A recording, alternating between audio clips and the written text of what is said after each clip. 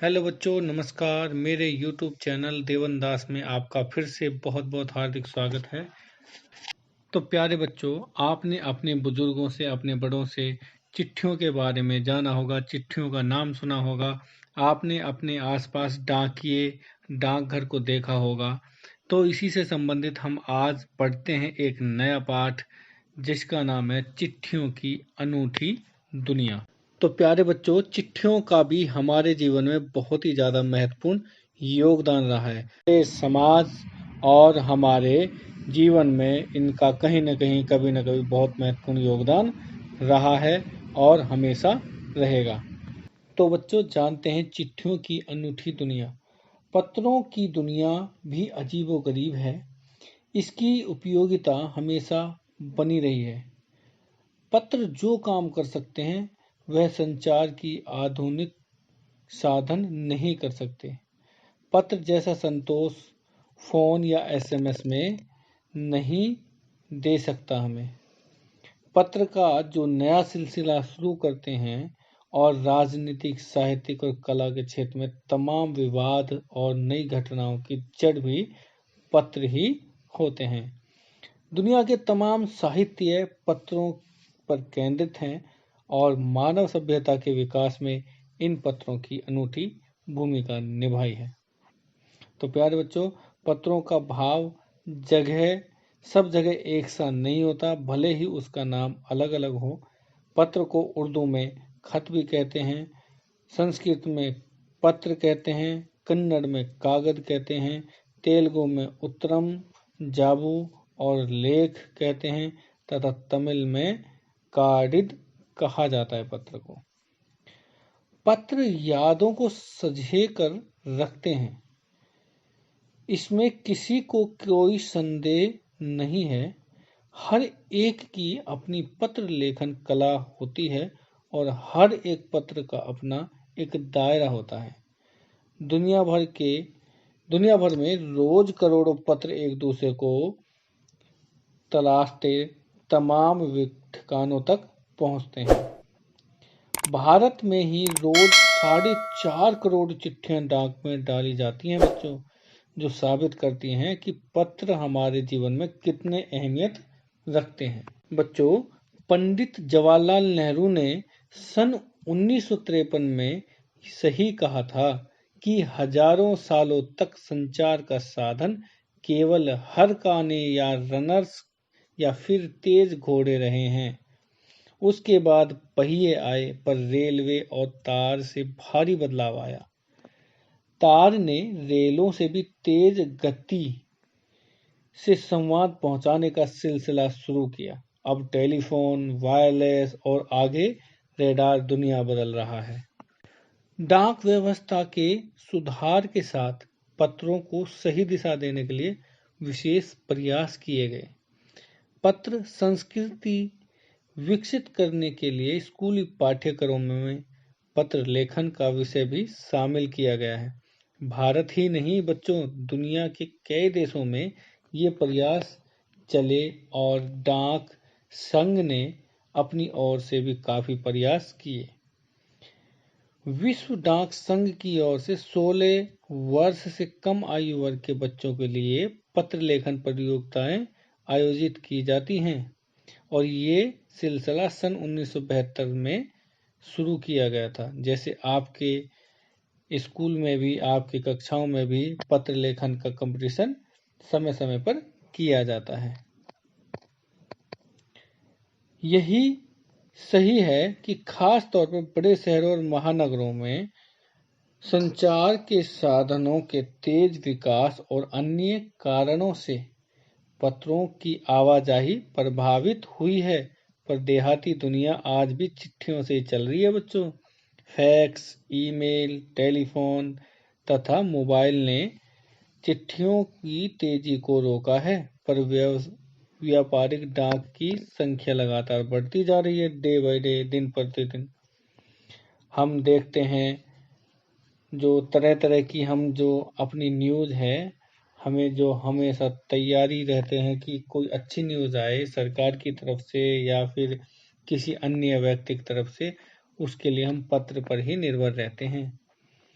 जहां तक पत्र का सवाल है, आप बारीकी से उसकी तह में जाएं तो आपको ऐसा कोई नहीं मिलेगा जिसने कभी किसी को पत्र न लिखा हो या न लिखाया हो, या पत्रों का बेसब्री से जिसने इंतजार न किया हो।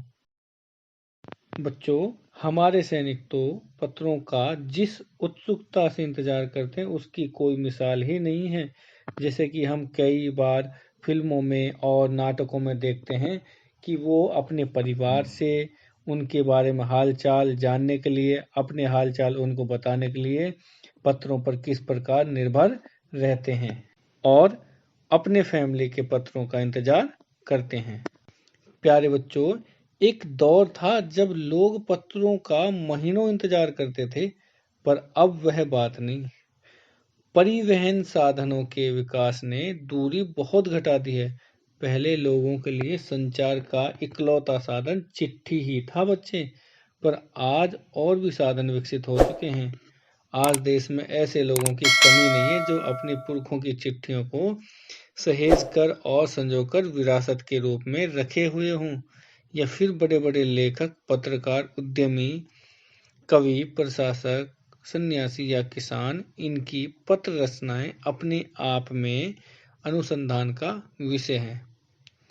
अगर आज जैसे संचार साधन होते तो पंडित नेहरू अपनी पुत्री इंदिरा गांधी को फोन करते, पर तब पिता के पत्र पुत्री के नाम नहीं लिखे जाते, जो देश के करोड़ों लोगों को प्रेरणा देते हैं। बच्चों, पत्रों को तो आप सहेज कर रख सकते हैं, पर एसएमएस संदेशों को आप जल्दी ही भूल जाते हैं। कितने संदेशों को आपने सहेज कर रखा है अभी तक? तमाम महान हस्तियों की तो सबसे यादगार या धरोहर उनके द्वारा लिखे गए पत्र ही हैं बच्चों। आज के समय भारत में इस श्रेणी में राष्ट्रपिता महात्मा गांधी को सबसे आगे रखा जा सकता है। दुनिया के तमाम संग्रहालय जानी मानी हस्तियों के पत्रों का अनूठा संकलन भी है। तमाम पत्र देश, काल और समाज को जानने समझने का असली पैमाना है बच्चों। भारत में आज़ादी के पहले महासंग्राम के दिनों में जो कुछ अंग्रेज अफसरों ने अपने परिवारजनों को पत्र में लिखे, वो आगे चलकर बहुत महत्व की पुस्तक तक बन गए। इन पत्रों ने साबित किया कि यह संग्राम कितनी जमीनी मजबूती लिए हुए था। महात्मा गांधी के पास दुनिया भर से तमाम पत्र केवल महात्मा गांधी इंडिया लिखे आते थे। वो जहां भी रहते थे, वो पत्र वहीं पहुंच जाया करते थे। ऐसा कहा जाता है बच्चों कि गांधी जी के पास देश दुनिया से बहुत बड़ी संख्या में पत्र पहुंचते थे, पर पत्रों का जवाब देने के मामले में उनका कोई जोड़ नहीं था। कहा जाता है कि जैसे ही उन्हें पत्र मिलता था, उसी समय वो उनका जवाब लिखने बैठ जाया करते थे। ज्यादातर महात्मा गांधी जी अपने हाथ से ही पत्रों का जवाब लिखकर भेजते थे। बताते हैं बच्चों कि जब वो लिखते लिखते उनका दाहिना हाथ दर्द करने लगता था, तो वो बाएं हाथ से भी लिखने में जुट जाया करते थे।